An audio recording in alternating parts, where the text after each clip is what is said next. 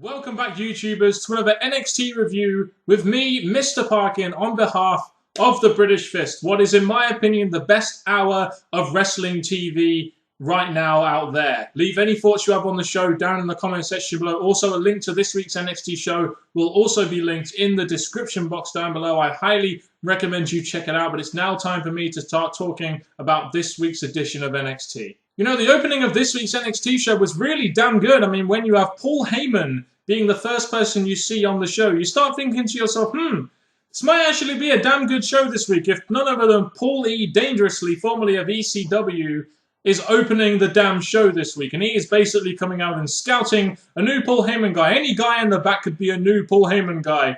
And instead he brings out his own Paul Heyman guy and none other than Curtis Axel, claiming that no one can beat him. That is until Big E Langston, the strongest man in NXT at this moment in time, comes out and says he is man enough to take the belt from Curtis Axel, which leads on to a match which was a little underwhelming, in my opinion, between Curtis Axel and Big E Langston. When I saw that Curtis Axel and Big E Langston was going to be happening for the Intercontinental Championship of all things in NXT, I was thinking, damn, this could actually be a really good match, which could potentially probably even main event the show. I thought this may have been an opening promo segment to maybe hype up to the main event, but it was, again, it was the opener. And, you know, last week I talked about the US Championship getting downgraded, how I felt it was downgraded when it opened NXT and was being defended on NXT.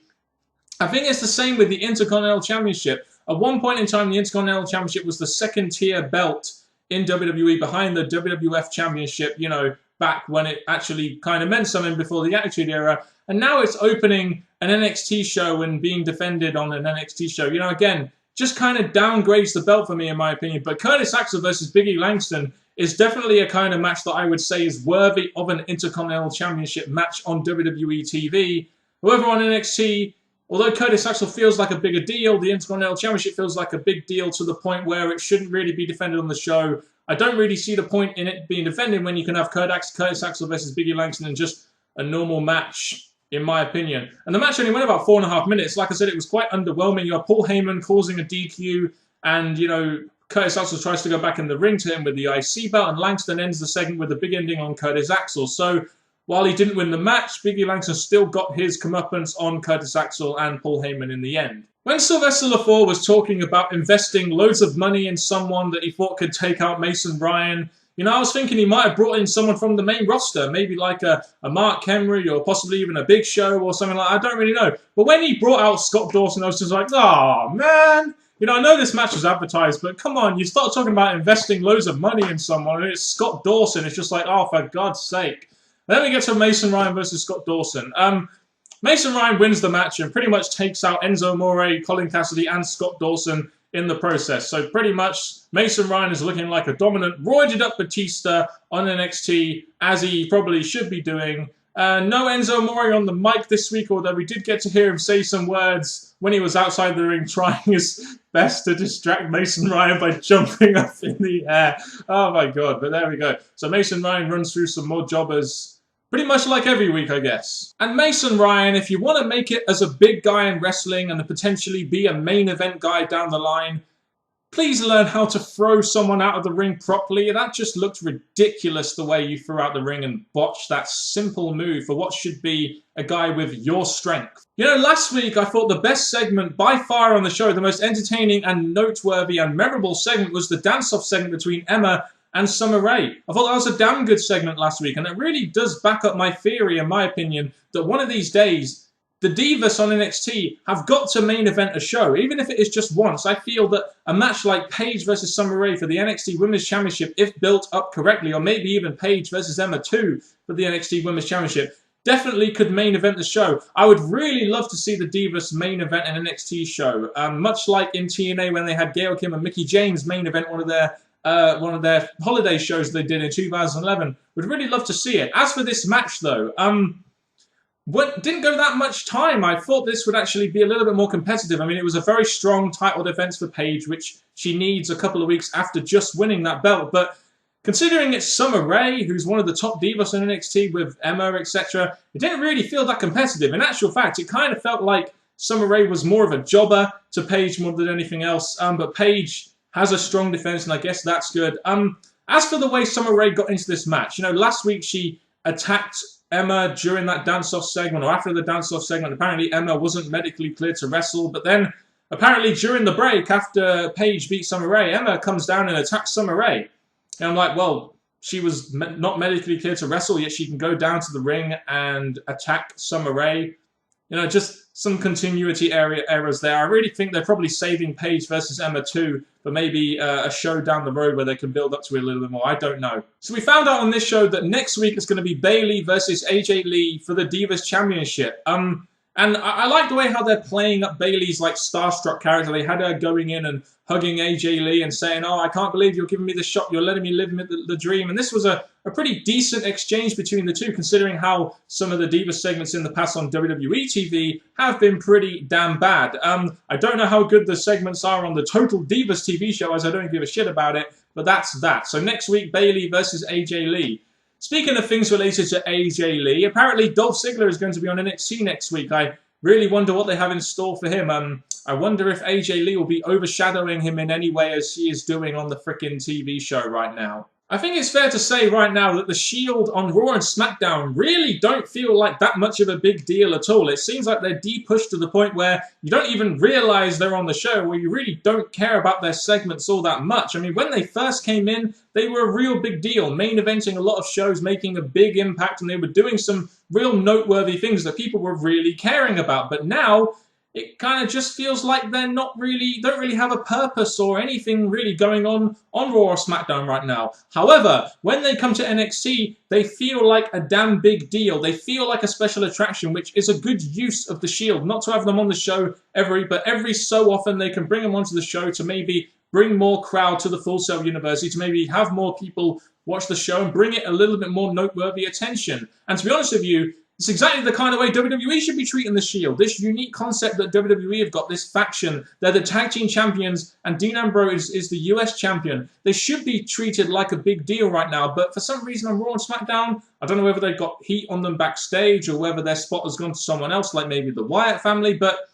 they just don't really feel like a big deal right now. And it's a shame, really, that WWE never really kept following up the Shield like they did and making more of a star out of Seth Rollins, Roman Reigns, and Dean Ambrose than they really could have done. But anyway, we get to this match.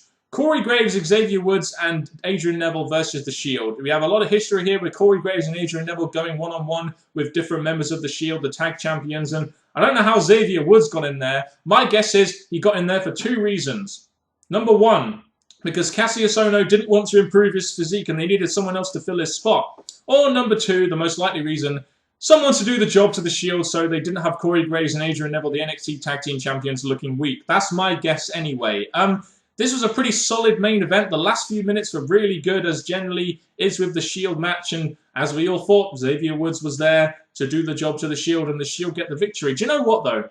I really hope down the line that we have NXT Tag Team Champions versus WWE Tag Team Champion, maybe, and have Corey Graves and Adrian Neville versus Roman Reigns and Seth Rollins. I feel down the line that would be a pretty good match to have on NXT, possibly. Or maybe even have US Champion Dean Ambrose versus maybe Bo Dallas or something like that. I mean, those would be like pretty good matches, I feel, on NXT between champions of the TV show and champions of NXT. It's nice that they're actually sort of putting the champions of both TV shows, NXT being the developmental show and WWE being a primetime TV show on Raw and SmackDown, actually putting them guys together and giving them more of a rub that way. But it was a solid main event, and that's pretty much all I have to say about that, to be honest. I still don't really care about Corey Graves all that much either, to be honest, either. Do you remember that SmackDown when Cody Rhodes and Damian Sandow had that backstage segment at the Gulf of Mexico and that ended the show? I really felt that was a nice, refreshing way to keep things refreshed, as I just said, on the TV show. It was interesting how NXT ended this show as well. They didn't end the show with a match. They ended the show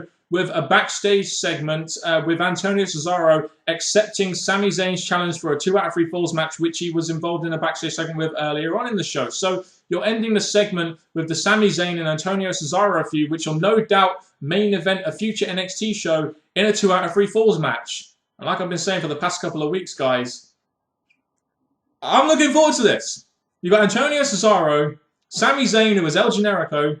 They're bound to have great chemistry in the ring together, as we've seen through their first 2 matches. So imagine that in a 20 to 30 minute 2 out of 3 falls match. We could be looking at a very special match on NXT here, in my opinion. I hope this gets over Sami Zayn to the point where, and I believe it will, to the point where in the next 6 months he could be NXT champion. He could definitely be NXT World Champion, in my opinion. And I thought it was quite good, actually, how you had Antonio Cesaro saying he was the boss of the world and the best real American there is, until Sami Zayn comes up and attacks him with his Arabic ass, etc. That was quite funny. So I don't know when it's going to be, whether it will be next week, probably not, or down the line somewhere. Sami Zayn versus Antonio Cesaro. That's going to be a damn good match. And it actually felt quite refreshing that a backstage segment and this feud actually ended the show and not a typical main event match ending the show. Zayn! I'll say this about NXT this week. Some of the matches were quite underwhelming. Curtis Axel, Biggie Langston, Paige versus Summer Rae. Some of the matches, they were a little bit underwhelming. They didn't really go that long, but it seemed like overall NXT had a lot going on this show. Whether they had a little bit too much and having some timing issues, that may have affected the show a little bit for me. But the main event was pretty solid, and the way the show ended, I felt, was nice and refreshing. So I'll say NXT this week, while it had some good moments and some lackluster moments, was still a decent show, in my opinion. I still watched the show all the way through, all the backstage segment, which I must admit I don't do when I watch SmackDown, or definitely, because I don't watch fucking Raw anymore, when I watch Raw. But still, to me, NXT has interesting characters, interesting storylines, has some good wrestling on there. Maybe on other shows we'll see some better wrestling, like Antonio Cesaro versus Sami Zayn, which should blow off that feud, which should be damn good. But either way, and Summer is still one of the most entertaining characters on NXT, in my opinion. Definitely a cut above the roided up Mason Ryan. Thank you very much for watching this review. If you have, I've been Mr. Parkin on behalf of the British Fist. Give me your comments in the comment section below. Thank you for watching if you have, and goodbye.